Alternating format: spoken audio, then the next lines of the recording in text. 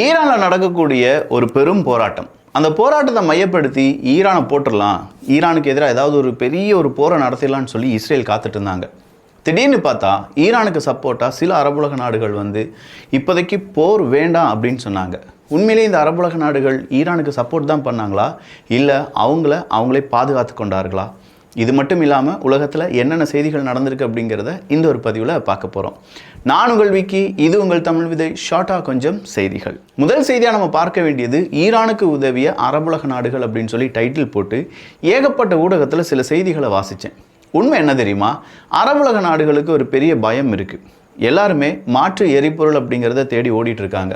இந்த நேரத்தில் ஈரானுக்கு எதிராக ஒரு பெரிய யுத்தம் நடந்து அந்த யுத்தத்தால் ஆயில் மார்க்கெட் அப்படிங்கிறது பாதிக்கப்படலாம். அப்படி பாதிக்கப்பட்டது என்றால் கண்டிப்பாக அது அவங்களையும் பாதிக்கும்.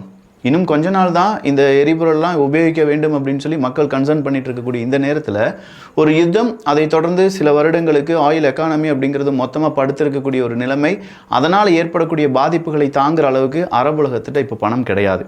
எல்லா அரபுலக நாடுகளும், ஈவன் சவுதி அரேபியா உட்பட பல நாடுகளும் மாற்று வழியை தேடிக்கொண்டிருக்காங்க. இந்த எரிபொருள் மட்டும் கிடையாது, கச்சா எண்ணெய் மட்டும் கிடையாது, கேஸ் மட்டும் கிடையாது, வாங்க டூரிசத்தை டெவலப் பண்ணுங்கள், இங்கே இருக்கக்கூடிய மருத்துவமனைகள் அதை சரி பண்ணுங்கள், இங்கே இருக்கக்கூடிய ஸ்டடீஸ் எல்லாத்தையும் ரெடி பண்ணுங்கள் அப்படின்னு சொல்லி எப்படியெல்லாம் பணம் சம்பாதிக்க முடியுமோ அதுக்கு எல்லாமே வழி பார்த்துட்ருக்காங்க. புது புது நகரங்கள் அப்படிங்கிறத உருவாக்கிட்டு இருக்காங்க. புது புது டெக்னாலஜி வச்சு ரிசர்ச் அண்ட் டெவலப்மெண்ட் செஞ்சுட்டு இருக்காங்க. புது ஃபேக்ட்ரிஸ் அப்படிங்கிறது ஓப்பன் பண்ணுறதுக்கான முயற்சிகளில் ஃபாரின் டைரக்ட் இன்வெஸ்ட்மெண்ட்டை கொண்டு வரதுக்காக ட்ரை பண்ணிட்டு இருக்காங்க. இது எல்லாத்தையும் பார்க்கும்போது அரபுலக நாடுகள் இப்போ தான் வளர்ந்து வருகிறார்கள், அவங்களுடைய ஆயில் மற்றும் gas apart from that economy. So இதனால தான் அரபுலக நாடுகள் அமெரிக்காட்ட சொல்லியிருக்காங்க வேண்டாம். ஆல்ரெடி ரஷ்யா உக்ரைன் போர் நடந்துட்டு இருக்கு, அது இல்லாமல் இஸ்ரேல் காசா பிரச்சனை இன்னும் முடிவடையலை, அதுக்கு முன்னாடி இன்னொரு போர் நீங்கள் பாட்டுக்கு தொடங்கிட்டீங்கன்னா இது எங்கே போய் நிற்கும் அப்படிங்கிறது தெரியல, நாங்கள் எல்லாம் ஒரே கூட்டணியில் நிற்க வேண்டியதாக இருக்கும் அப்படின்னு சொல்லி ட்ரம்ப் அவர்களிடம் சொன்னதாகவும், அதற்கு தகுந்த மாதிரி ஈரானை இப்போதைக்கு நாங்கள் அடிக்க மாட்டோம் அப்படின்னு சொல்லி அவர் சத்தியம் பண்ணி கொடுத்ததாகவும் செய்திகள் வெளியானது. பட் இப்போ மறுபடியும் ஈரானுக்கு எதிராக அங்கே நடக்கக்கூடிய ப்ரொட்டஸ்ட்டை நாங்கள் கவனித்து கொண்டிருக்கிறோம் என்கிற தகவலை அமெரிக்கா கொடுத்துருக்காங்க. ஸோ ஈரானை பொறுத்த வரைக்கும் அங்கே நடக்கக்கூடிய போராட்டத்தை எப்படியாவது அங்கே கட்டுப்பாட்டுக்குள்ளே கொண்டு வரணும்னா அங்கே இந்த மாதிரி போராட்டத்தை தடுக்கக்கூடிய காவல்துறை அதிகாரிகளை உள்ளே கொண்டு வர வேண்டும். அதுக்காக இன்றைக்கி ஒரு பெரும் படையை களமிறக்கியிருக்கிறது ஈரானுடைய அரசாங்கம். இவங்க காவல்துறை மாதிரி கொஞ்சம் சாஃப்டாகவும் இருக்க மாட்டாங்க, ஆர்மி மாதிரி ரொம்ப ஸ்ட்ராங்காகவும் இருக்க மாட்டாங்க. மிட்டாக இருக்கக்கூடிய போராட்டத்தை எப்படி அவிழ்க்க வேண்டும், அந்த போராட்டத்துக்கு காரணமான நபர்கள் யார், அவங்களை எப்படி அரெஸ்ட் பண்ணணும், அவங்களை எப்படி ஆஃப் பண்ணணும் அப்படின்னு சொல்லி வெல் எக்ஸ்பீரியன்ஸ்டான காவல்துறை அதிகாரிகளை வைத்து போராட்டத்தை தடுக்கக்கூடிய ஒரு காவல்துறை பிரிவை உருவாக்கியிருக்காங்க ஈரான். அந்த துறை தான் இப்போது ஒட்டுமொத்தமாக ஈரான் முழுவதும், ஈரானுடைய ப்ரொவின்ஸ் முழுவதும் களமாட தொடங்கி இருக்கிறது என்கிற தகவல் வெளியாகி இருக்கிறது. ஸோ ஈரானுக்கான ஒரு நல்ல செய்தி, அமெரிக்கா ஈரான் அடிக்க மாட்டாங்க அப்படின்னு சொன்னது. இன்னொரு நல்ல செய்தி, புதுவிதமான போலீஸ் ஃபோர்ஸை உள்ளுக்கு கொண்டு வந்திருக்காங்க, சீக்கிரமாக இது கட்டுக்குள் கொண்டு வரப்படும் அப்படிங்கிற இன்னொரு செய்தி தான். அடுத்ததா ஈரான் அடிக்கிறாங்க அமெரிக்கா, வெனிசுலாவை அடிக்கிறாங்க அமெரிக்கா, அமெரிக்காவுக்கு என்னப்பா ஆச்சு அப்படின்னு சொல்லிட்டு இருக்கக்கூடிய இந்த நேரத்தில் அமெரிக்கா வேற ஏதோ ஒரு பாதையை தீர்மானித்து போய்கொண்டிருக்கிறார்கள். அமெரிக்காவினுடைய ஃபாரின் பாலிசி ரொம்ப கிறுக்குத்தனமாக இருக்குது அப்படின்னு சொல்லி பலரும் சொல்லிட்டு இருக்காங்க. ஈவன் இன்றைக்கி அமெரிக்காவில் போய் நீங்கள் ஏதாவது ஒரு வாக்கெடுப்போ இல்லாட்டி சின்னதாக ஒரு சர்வே நடத்துனீங்கன்னா அந்த சர்வேயில் இருக்கக்கூடிய மனிதர்கள் என்ன சொல்கிறாங்கன்னா அமெரிக்கா அழிவை நோக்கி சென்று கொண்டிருக்கிறது, சீனா ஆக்கப்பூர்வமான சில விஷயங்களை செய்து கொண்டிருக்கிறார்கள் அப்படிங்கிறது தான். உண்மையிலேயே சீனா அதை தான் செஞ்சிட்ருக்காங்க. எந்தெந்த இடத்துல அமெரிக்கா கோட்டையை விடுறாங்களோ அந்த இடத்துல இருக்கக்கூடிய ஆப்பர்ச்சுனிட்டிஸ் முழுவதுமாகவே சீனா எடுத்துக்கொள்கிறார்கள் என்கிற தகவல் இப்போது அமெரிக்க ஊடகத்திலே வெளியாகி இருக்கிறது. ஈரான் அடிக்க போகிறோம், வெனிசுலாவை அடிக்க போகிறோம் அப்படின்னு சொல்லி அமெரிக்கா கிளம்பிட்டு இருக்கும்போது எந்தெந்த இடத்துல வெனிசுலாலையா ஈரான்லையா எவ்வளோ இன்வெஸ்ட் பண்ணலாம், எப்படி அந்த நாட்டை பாதுகாக்கலாம், அமெரிக்காவினுடைய ஆயுதங்கள் எந்தெந்த நாட்டிலேருந்து சப்ளை ஆகுது, அதுக்கான ரா மெட்டீரியல் எங்கெல்லாம் இருக்குது, அங்கே எப்படி இன்வெஸ்ட் பண்ணலாம், இது எல்லாத்தையுமே கனகச்சிதமாக செஞ்சிட்ருக்காங்களாம் சீனா. ஸோ சீனாவை பொறுத்த வரைக்கும் குட்டி குட்டியாக கிடைக்கக்கூடிய ஒரு ஆப்ஷனை கூட, சாய்ஸை கூட மிஸ் பண்ணாமல் அவங்க நாட்டு வளர்ச்சிக்கு அவங்க யூஸ் பண்ணிட்டு இருக்காங்க என்பது தான் கூடுதலான தகவல். சீனாவினுடைய முக்கியமான தூதரக அதிகாரிகள் ப்ளஸ் அதில் இருக்கக்கூடிய உயர் அதிகாரிகள் இந்தியாவில் ஆர்எஸ்எஸ் சம்பந்தமான தலைவர்களை பார்த்து பேசினார்கள் என்கிற தகவல் கண்டிப்பாக சீன கம்யூனிஸ்ட் மக்களிடையே ஒரு பெரிய அதிருப்தி ஏற்படுத்தாது. ஆனால் என்ன, இந்தியாவில் இருக்கக்கூடிய, குறிப்பாக தமிழ்நாட்டில் இருக்கக்கூடிய கம்யூனிஸ்ட்வாதிகள்லாம் இப்போ என்ன செய்ய போகிறாங்க அப்படிங்கிறது தெரியலை. என்ன பேசினாலும் நீ ஆர்எஸ்எஸ் கைக்கூலி தானே, நீ அவன் தானே, நீ சங்கிதானன்னு சொல்லி பலரையும் முத்திர குத்திருக்காங்க இதே கம்யூனிஸ்ட் அந்த சித்தாந்தத்தில் இருக்கக்கூடிய நபர்கள். ஆனால் இன்னைக்கு கம்யூனிஸ்ட் பார்ட்டியை சார்ந்த மிக முக்கியமான நபர்கள் எல்லாருமே ஆர்எஸ்எஸ் சித்தாந்த தலைவர்களை சந்தித்து பேசியிருக்கிறார்கள். உங்களுடைய ஆதரவு எங்களுக்கு வேணும் அப்படின்னு சொல்லி சீனா கேட்டிருக்காங்கன்னா இன்றைக்கி சீனாவை எதிர்த்து நம்முடைய சிபிஐஎம் அதனுடைய தலைவர்கள் எல்லாரும் பெரிய அளவு கண்டனங்களை தெரிவிப்பார்கள் அப்படின்னு சொல்லி நம்புவோம். நம்பிக்கை தானே வாழ்க்கை.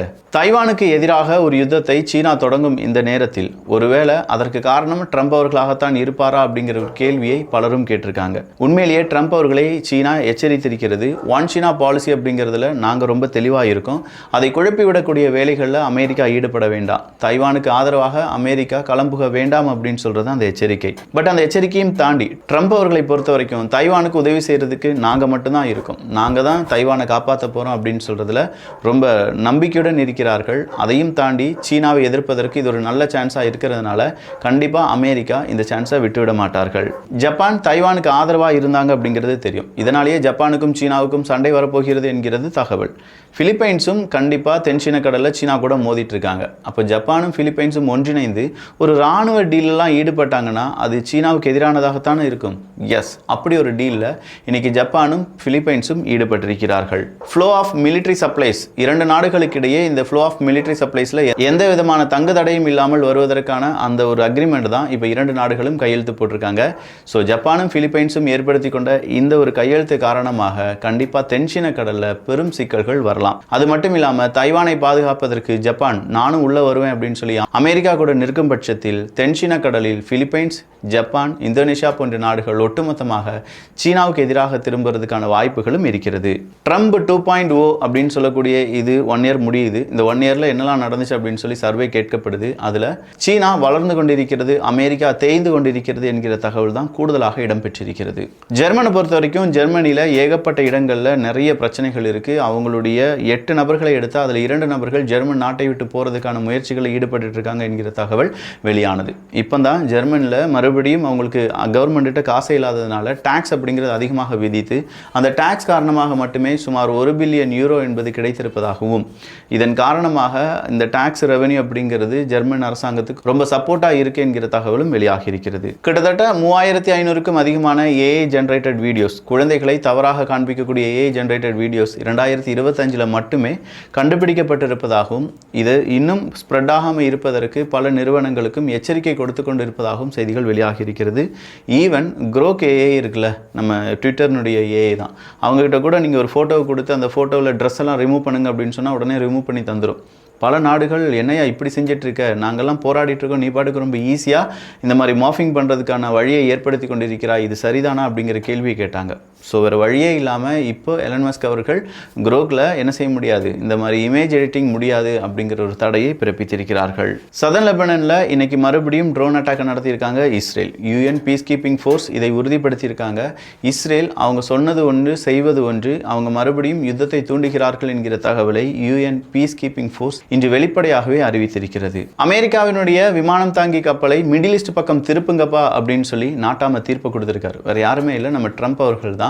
அப்போ ட்ரம்ப் அவர்களுடைய இந்த தீர்ப்பு, அதாவது மிடில் ஈஸ்ட் பக்கம் அவங்களுடைய ஏர்கிராஃப்ட் கரியரை ஏன் கொண்டு போகணும் அப்படின்னு கேட்டால், இல்லை ஈரான் பிரச்சனை பெரிதாக இருக்கும் பட்சத்தில் ஏர்கிராஃப்ட் கரியர் அங்கே கொண்டு நிப்பாட்டினோம்னா கண்டிப்பாக ஈரான் பயப்படுவாங்க. அப்படி பயப்படுறதுனால அமெரிக்காவுக்கு ஆதரவான செயல்பாடுகளும் அதற்கான முடிவுகளையும் எடுப்பாங்க. எனவே தான் நம்ம என்ன செய்ய வேண்டியதாக இருக்குது, நம்முடைய விமானம் தாங்கி கப்பலை ஈரான் பக்கம் நிறுத்த வேண்டியதாக இருக்கிறது என்கிற விளக்கம் கொடுக்கப்பட்டிருக்கிறது. எது எப்படி இருந்தாலும் கன் பாயிண்ட் டிப்ளமசி அப்படிங்கிறத அமெரிக்கா ரொம்ப தெளிவாக செஞ்சுட்டு இருக்காங்க என்பதும் இங்கே நாம் பாராட்ட வேண்டியது தான். யூரோப்பியன் மிலிட்டரி மிஷன் ஹெட்ஸ் கண்டிப்பாக கிரீன்லாண்டுக்கு போயிருக்காங்க என்கிற தகவல் வெளியாகி இருக்கிறது. கிரீன்லாண்டை நாங்கள் பிடித்தெடுப்போம் அப்படின்னு சொல்லி அமெரிக்கா சொன்னதுக்கு பிறகு யூரோப்பியன் லீடர்ஸ் எடுக்கக்கூடிய முக்கியமான முடிவுகளில் இதுவும் ஒன்று தான்.